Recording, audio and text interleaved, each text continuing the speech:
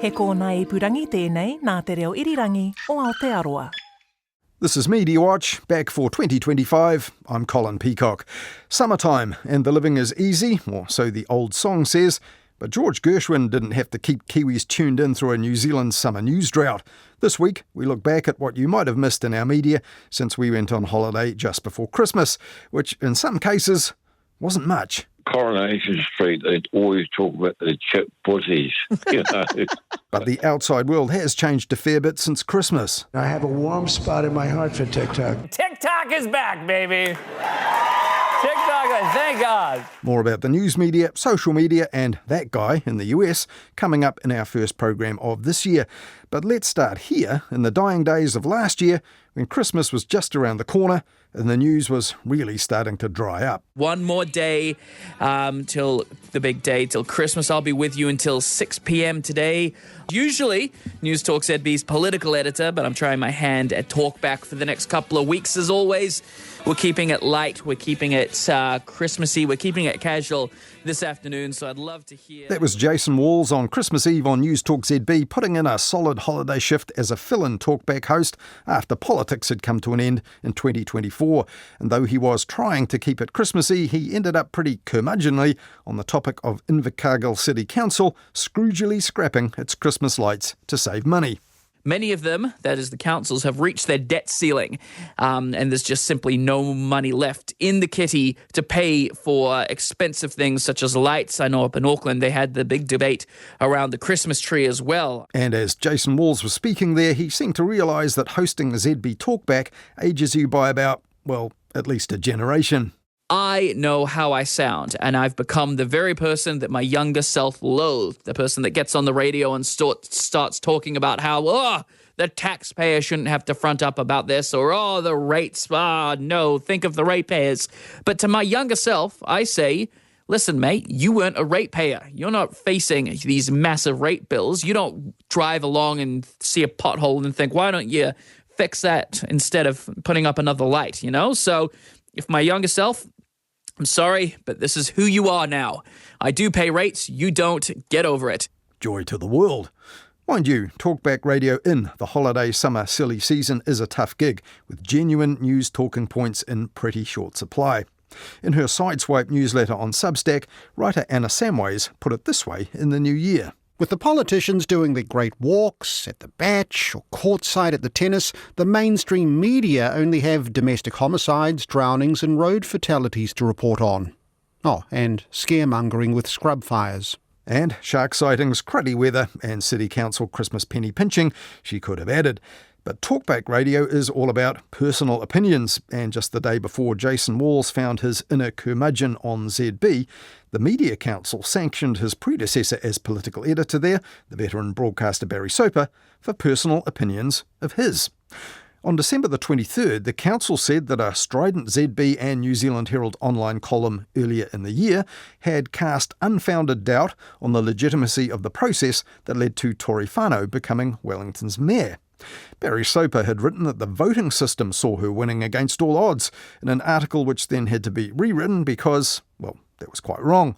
And even then, the Media Council said ZB's correction fell short in saying that Soper had only inferred that Tory Whānau had only won because of single transferable voting. He had definitively asserted that, wrongly, said the council. But at Christmas time, others were having a pop at Wellington's mayor as well. The Capital's daily The Post put her at a cellar-dwelling number 44 in its end-of-year power ranking of the 50 most important Wellingtonians, describing her this way. A lame duck mayor that has blundered from one political disaster to another, led by the nose by equally unsavvy senior council officials and talked about for her personal problems rather than leadership. Though straight after that, The Post said this. Still, she's down but not out. Without the emergence of another credible candidate on the left, the Greens could still win this thing by leaning into her persecutive narrative. But if Tory Whānau is still a contender for another term as mayor, well, wouldn't that make her pretty influential after all, like it or not? Well, it seems the Post really doesn't like that idea. Last year, the Post itself revealed its own owner is now part of a group that wants new strategies for the capital. This prompted questions about compromised coverage of local politics in Wellington in the Post, but Sinead Boucher told Mediawatch at that time this was not a worry, because Vision for Wellington, she said, was not endorsing or undermining anyone or taking any sides.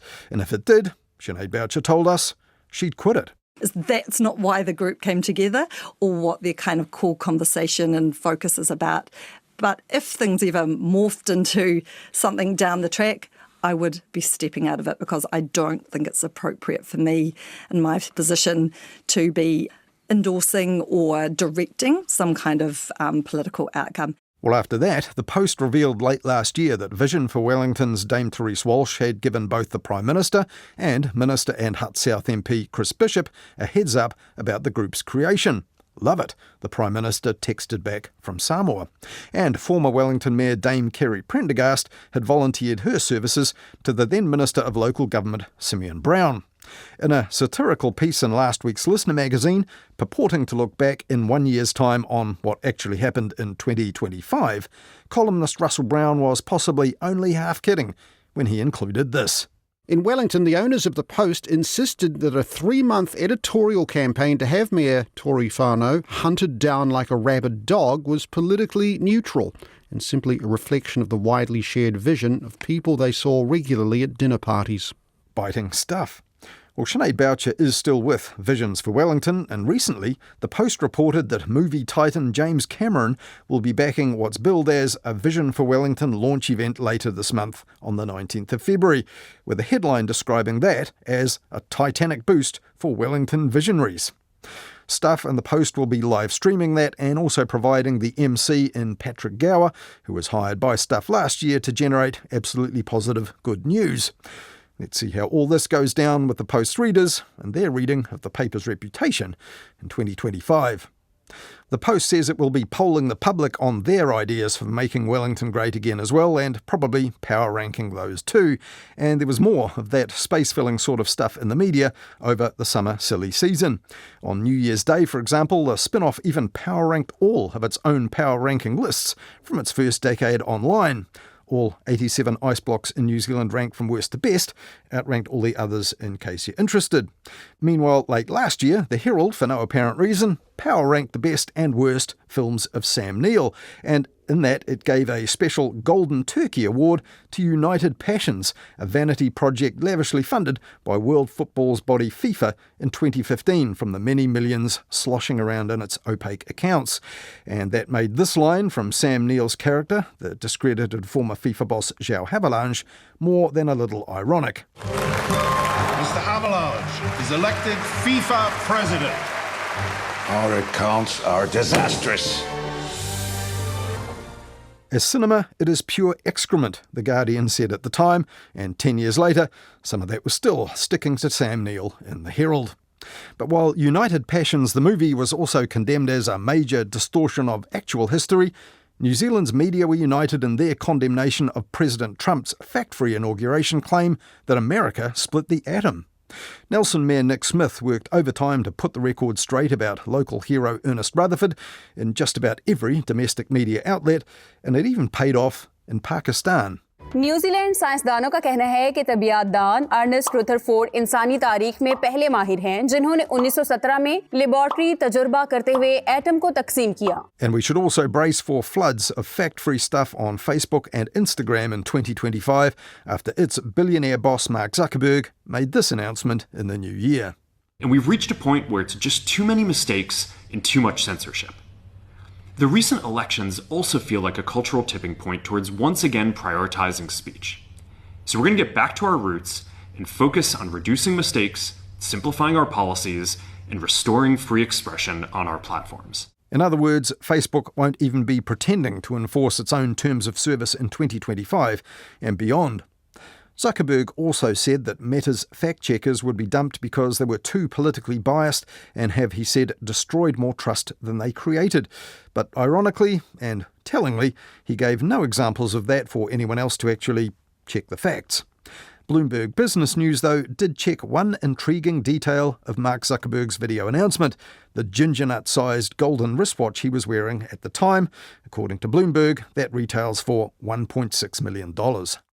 That's the kind of obvious wealth and power that outgoing US President Joe Biden talked about in his farewell address in January, warning of a new breed of American robber barons. This is a dangerous concentration, and that's a dangerous concentration of power in the hands of a very few ultra-wealthy people. The dangerous consequences if their abuse of power is left unchecked.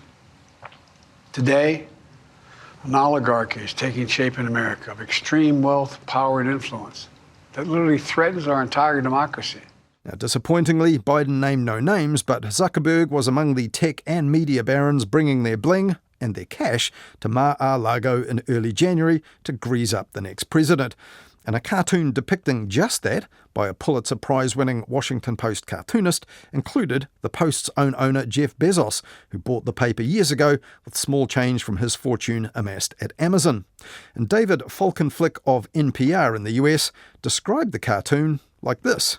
It's a picture of Sam Altman, the head of OpenAI, and Mark Zuckerberg holding satchels of cash aloft before this looming figure of Trump. Also, there's Patrick Soon-Chong, a billionaire medical innovator who's holding a stick of lipstick that he's adorned onto his own lips.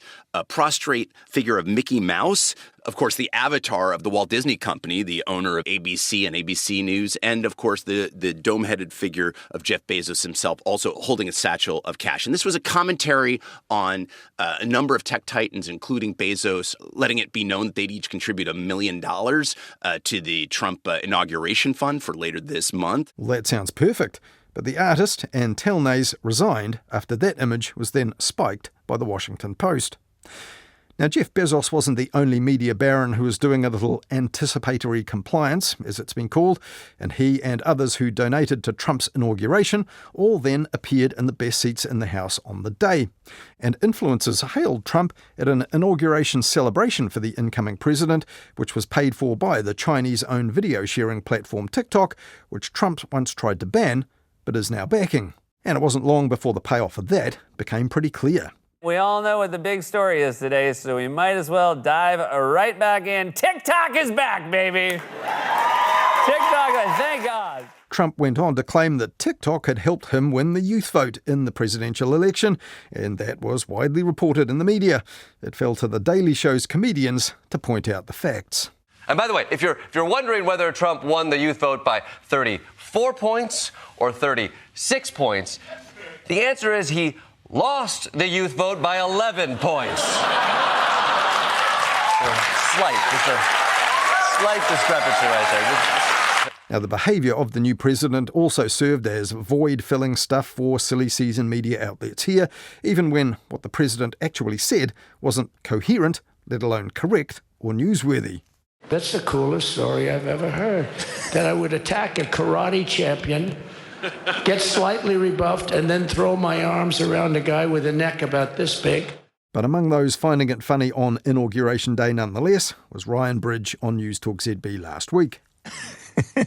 And there it is, people. The most entertaining president I've ever certainly listened, a politician even, that I've ever listened to. And when Mike Hosking returned to ZB's breakfast show last Tuesday, he sought insights from the author of a book called The Leadership Genius of Elon Musk. Well, one founding belief of Elon's is that we very well may be living inside a huge computer simulation operated by somebody somewhere far off in the future. Now, this frees him up to take huge risks, to do things no one else will do, right?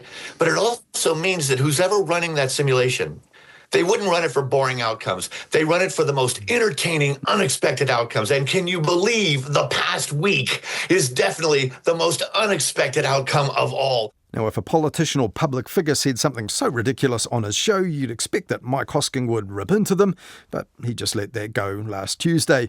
Normalising nonsense about US politics, it seems, is now just business as usual in parts of our media. Stuff even has a section now under the homepage masthead banner called Trump in Power, where there's plenty more of that. And nowadays it's not even clear if commentators here even mean what they say about Trump. On January the 11th, for example, the Herald published a piece from its head of business, Fran O'Sullivan, headlined, "Should Donald Trump simply buy New Zealand and make it great again?" In this, O'Sullivan claimed this thought experiment has provided plenty of light mirth at summer barbecues around the country. Why not host a US defence base in Northland, she proposed. Herald readers in Northland might wonder why she rated their region as so disposable.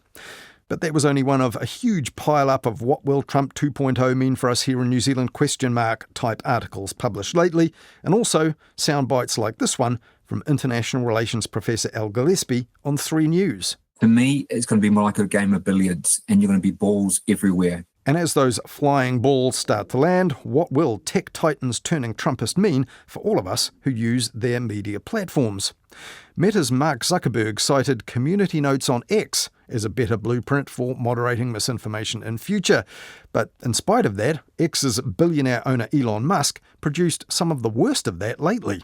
For example, Musk repeatedly attacked the UK's new Labour government in the new year and even accused the Prime Minister Keir Starmer of responsibility for historic rape and child abuse in Northern England that happened more than a decade ago. He accused the news media of covering up the crimes as well, and then posted a list on X along with this. Here's a list of MPs who voted against deporting foreign rapists. They all need removing. It fell to X users to point out that that list was actually from February 2020, and it named MPs who had urged the UK government back then not to deport victims of the Windrush scandal back to Jamaica. And when one of the MPs targeted by Musk complained about the billionaire interfering in UK affairs, Musk called Ed Davey a snivelling cretin on X and asked this. What exactly do I fail to understand about your failure to stop the mass rape of little girls? Well, almost everything, according to Andrew Norfolk, the journalist who actually uncovered that scandal 12 years ago, and he told the News Agents podcast this in early January. It was the mainstream media that kept writing about this until eventually Rotherham Council was shamed into ordering the independent inquiry, which in 2015 finally produced the extraordinary finding that 1,500 girls in Rotherham had been brutally abused. I don't think Elon Musk and the concept of truth really are very familiar with each other, right? I don't think he cares. He's the richest man in the world. It's all his plaything. It's all a toy. Musk's raised arm salute at Trump's inauguration bash also raised eyebrows around the world, and especially in Germany, where Musk also beamed into a campaign event last weekend for the far-right AfD party to tell them they were Germany's best hope. But it wasn't just offshore billionaires lining up with far-right views on social media over the summer and then reacting badly when others pointed it out. On his online outlet Webworm, US-based New Zealand journalist David Farrier noted that Zuru Toys founder Nick Mowbray, named a Visionary Leader of the Year in the Deloitte Top 200 Awards just in December, had been endorsing the UK's biggest far-right figurehead Tommy Robinson, who's also a convicted criminal, on Musk's platform X. Nick Mowbray's also donated substantial sums to political parties here, but all this went otherwise unmentioned in the mainstream news media. In early January, Musk announced that the algorithm for X would now be tweaked to promote what he called more informational/entertaining content. Too much negativity is being pushed that technically grows user time, but not unregretted user time.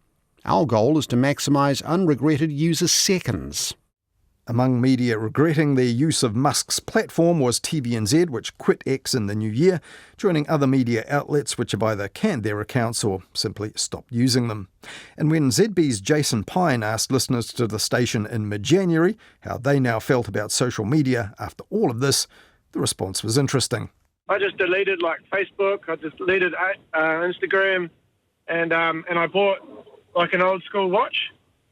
Yeah, and, yep. I'm just loving it, eh? Yeah, definitely. It severely sort of gave me some mental illness, Jason. I've just found I don't miss it, you know? I got off Facebook about 4 years ago. Too much, the guy said shit before, so I'll say bullshit. It's 1T. It just, people get into other people, and there's a lot of aggro stuff on it, and I thought, I can't be bothered with this. Symptoms of a backlash there against increasingly antisocial social media, which might increase in 2025. Another online platform that needed a technical tweak in the new year was Parliament's website. It gave out under the weight of a record-breaking volume of public submissions on the Treaty Principles Bill before the deadline of the 7th of January, and that even made news in Australia. Treaty of Waitangi Bill was last Tuesday, but the response crashed Parliament's official portal. An extension has now been granted until Tuesday next week. That volume is unprecedented, and we haven't really dealt with that volume of submissions before. However, it seems the news media have no problem accommodating coverage of the controversy surrounding the bill, including many interviews with its main mover. But in his first interview of the year with News Talk ZB on the 14th of January, ACT leader David Seymour complained he wasn't getting a fair shake from the news media. Pretty hopeless, I have to say. I think ZB is doing well commercially because it actually gives people a run. But I look at, I don't know, for example, TV1 had a piece recently where they gave more time to a couple of members of the public that came up and interrupted the interview than me, who they were interviewing. And not because their view was representative, in fact, their view's in the minority, but just because they are so inexperienced at TV1. And the funny thing is that they tell me privately that they're really worried about security and people interrupting interviews. But then if you go and interrupt their interview, they'll put you on TV and make you give you a platform. So, it's pretty difficult not to despair with the standards of media coverage. I think fundamentally we've got a problem now that we don't have newsrooms with a diversity of thought. It's far too much groupthink. And as a result, they are actually unable to produce news that works with the way that New Zealanders actually think, at least the majority of New Zealanders. Now, that's not the first time the ACT leader has upbraided the media for not representing the majority of New Zealanders, and specifically TVNZ, of which he's also a shareholding minister, and as such, he isn't really supposed to comment on operational matters, including editorial content. But on ACT's YouTube channel, that ZB interview is headlined, David Seymour Blasts Media Reporting on the Treaty Principles Bill. And in it, David Seymour also boasted that TVNZ's past interviews with him have been more widely watched after ACT posted them on their social media channels than on TVNZ's own broadcast outlets. Meanwhile, RNZ's Morning Report couldn't put interviews with David Seymour online even if it wanted to. In spite of an audience approaching 500,000 people, ACT's leader and its MPs and ministers have boycotted the show for more than 4 years now in response to what David Seymour once told the Herald was rude and unfair treatment. But will David Seymour keep that up when he becomes Deputy Prime Minister in just a matter of months? We'll see. Well, just before the new year, one of David Seymour's coalition colleagues had much warmer words for TVNZ. Judith Collins told her social media followers that Country Calendar is one of the most enduring and loved programs on television because it is relentlessly positive. It tells stories of real people who have an idea, try something new, overcome adversity, and are good people who care. That is what is needed. Less doom and gloom. More hope and happiness. The show has been funded from the public purse without controversy since 1991, but without the backing of a major foreign car maker, Hyundai Country Calendar as it's now known, would probably have been sent to the works by TVNZ by now as well. Sunday and Fair Go were dumped by the state-owned broadcaster last year to cut costs as TVNZ's commercial revenue slumped, and there was little hope and happiness for about 50 of its staff who were told their jobs would be cut shortly before Christmas. Now, since her words of praise for TVNZ's Country Calendar, Judith Collins has been appointed as Public Services Minister, and in 2025 her government will have to decide whether state-owned TVNZ is a public service to be secured or one to be cut adrift. So will Country Calendar, so nice to watch, be deemed a nice to have that's not really core business for a Crown-owned company in 2025? Watch this space and Country Calendar while you can. Now, TVNZ's main TV rival, Warner Brothers Discovery, has its own acute commercial problems these days, and one of its upcoming local shows, also funded by New Zealand On Air, inadvertently highlights that. Thank you so much for watching, and as always, have a cracking day, legends. We need to cover actual news. The audience don't want actual news, then they'll be sad about people they don't even know. The Kids Cancer Unit fundraiser tonight. Hey, would you be a doll and take a photo with Brayden and the nurses? 3, 2, 1. That's John O'Pryor in the comedy series Vince, playing a TV breakfast news show presenter dumped by his own network after exposing himself live on air. That's an unlikely comic scenario for two reasons these days. Since the series was greenlit 2 years ago, Warner Brothers Discovery cut all its news shows in the biggest single news media shutdown the industry here has ever seen. News publisher and radio network owner NZME, though, seemed to be weathering the media storm a little better. But just last week... Just a hand, NZ Herald owner NZME plans to cut 38 jobs as it reorganises its news operations. It called staff into a meeting this morning and told them it plans to reorganise and resize its news operations across the national newsroom, including the New Zealand Herald, Business Desk and Newstalk ZB. It says it will publish and produce fewer stories to focus on those that engage audience. And that's news. That amounts to about 12% of the company's 300-odd editorial staff, in addition to 19 other jobs which went just before Christmas when NZME closed or sold 14 community papers. Now, as you heard there, the Herald's plan is now to produce fewer stories and focus more on the stuff they say people like, according to the increasingly sophisticated analytics that increasingly guide the choices of our news media. And whatever that means specifically for NZME News subscribers will become clear in 2025. Hayden Donnell looked at that in the first midweek Mediawatch for this year, and that was last Wednesday on RNZ National on Nights with Emil Donovan.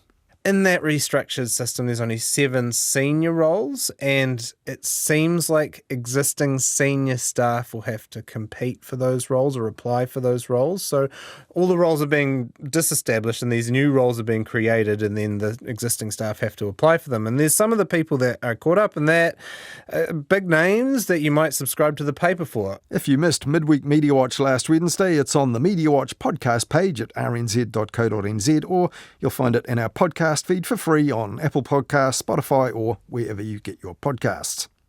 Now, back in 2020, Stuff said it was giving clickbait a swerve in order to boost trust in its journalism in the future, but now it seems to be embracing it and sometimes even trolling the readers with notifications and headlines. For example, one online story about the worst start to summer this millennium in the capital was trailed like this. Sorry, Wellington, your summer sucks, you know. And Wellingtonians didn't really need to be told by that stage. And to hook readers into watching a roadside video provided to Stuff in mid-January... Watch man's unsavoury act out of car window on motorway. Fairly easy to resist that, you'd think, but those who did take the clickbait were confronted with a man urinating out of the window of the car he was travelling in at the time on Auckland's southern motorway. However, there was a silver lining here. Urinating in a public place other than a lavatory can lead to a fine of $200, Stuff reported, and exposing yourself in public, 3 months in prison or a $2,000 fine. And that helped counter the misinformation on talk radio that Mediawatch was forced to point out last year, talkback callers repeatedly claiming that it's perfectly legal to pee on your own car. For example, it is still legal in New Zealand to pee for a male to pee beside his left-hand rear wheel. Oh, really? I'd assume it would be legal It goes back to the horse and cart days. That is still legal. Oh no, it isn't, especially if the car is hooning down the motorway, and even if you're not caught by police, you might get caught on camera and then exposed on the biggest news website in the country. And finally, from unsavoury stuff on stuff.co.nz to savoury stuff, which still turned the stomach on the radio. In the new year, crimes against cuisine were aired on Newstalk ZB's summer morning show with Francesca Rudkin. So the Kiwi favourite snack, the Marmite and chip sandwich, it has made a surprising appearance at number 17 on Taste Atlas's list of the 100 worst rated foods in the world. Well, the only surprise there really was that there might be 16 worse things in the world to eat than that. Now, to be fair to ZB, Stuff also reported this news about what it described as a Kiwi classic combo, and judging by the screeds of online comments it attracted, this bit of clickbait, or should that be cheap and cheerful chipbait, generated plenty of online engagement. But ZB reported this twice, with holiday breakfast host Tim Beveridge even grilling a foreign chef in Wellington who'd indulged. I've had one, yes. So we've been in New Zealand for about 11 years now. Because being chef, I'm quite curious and want to try things. And I must confess, I've really always struggled with it. I just don't understand a crisp sandwich to begin with, and let alone adding Marmite to it. And on the 14th of January, Francesca Rudkin was milking the calls from the ZB audience. Celery? I would never have thought to sneak some celery in there, Kusha. Yes, no, celery goes quite well with Vegemite or Marmite and also lettuce. Well, anyone of a certain age knows that it really doesn't, especially after time spent in a warm lunchbox. But distressingly, the website of Marmite's maker Sanitarium still carries a recipe page for the Marmite and lettuce sandwich. It's not a complicated recipe. And on ZB's summer morning show, it actually went further downhill from there, nutritionally speaking. The king of sandwiches, of course, the pie sandwich. Best pie is a square one, as when you squash the bread, the pie goes out to the edges. Tomato sauce or peanut butter. Now here at Mediawatch, we're not food snobs or telling anyone what they should or shouldn't eat, and summer is a time for pleasing yourself and for trying new things. But surely not this. Someone has suggested chips and the kiwi onion dip spread on the bread, which is kind of similar to the kind of taste I'm going for. It's a good idea too. No, it isn't. And there was even more to be scraped from the bottom of this culinary barrel. Well, I come from England, so they call it a chip butty. Right, what does that have in it? Or just chip with bread. Like Coronation Street, they'd always talk about the chip butties, you know. Now, surely in the year 2025, the cuisine of Coronation Street is not the way our South Pacific nation should be punching above its weight into the future. Though, a bit like comfort food, that British TV soap opera would itself be something of a comfort in the media industry here. Now that Fair Go is already gone after 47 years and even Country Calendar can't be guaranteed a spot on the calendar in the foreseeable future, a show that's been on air since 1960 non-stop is something to cling to after all.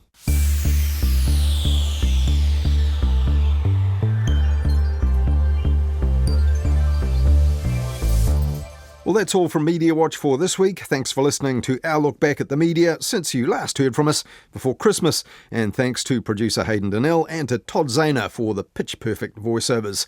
Now, it is, of course, no longer the summer silly season, with political debates raging already about privatisation and economic growth and the Treaty Principles Bill, and headlines about speed limits, school lunches and... Shane Jones has said it's a Mexican standoff as he triples down on his comment to send the Mexicans home. And now the embassy's involved. Meanwhile, a Chinese app that hardly anyone here had heard of before this week sparked a stock market slump in the US that put the wind up the tech titans and the tech bros who, as we've heard, are now firmly embedded with the America First regime in the White House. And on top of all that, dark warnings of a worsening cost of coffee crisis here. I'm anxious about this story, actually. How much is the coffee going to cost? Are we going to get to $10 this year? It's very possible. Yikes. We'll be back with business as usual next week on Mediawatch, looking back at the week's news and media. In the meantime, if you have any thoughts to share with us or ideas for us to follow up, or you spot anything you think we should know about, do get in touch. Email us, mediawatch@rnz.co.nz, and you can even write us a letter and send it to PO Box 123, Wellington. I'll be back next Wednesday for Midweek Mediawatch. Catch you then. In the meantime, follow Mediawatch and listen on Apple Podcasts, Spotify, or any podcast app to make sure you never miss an episode.